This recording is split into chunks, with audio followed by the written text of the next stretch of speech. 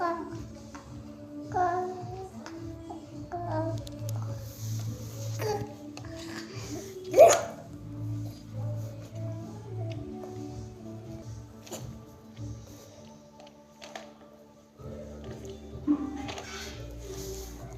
అనమన్ అక్క.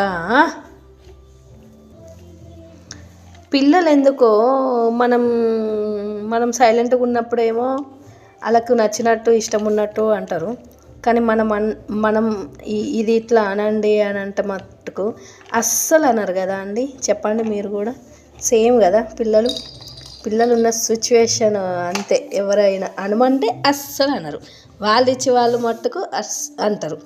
ఇప్పటిదాకా కుందేలతోని అక్కాను అని అన్నది, నేను అనమనంటే అంటలేదు.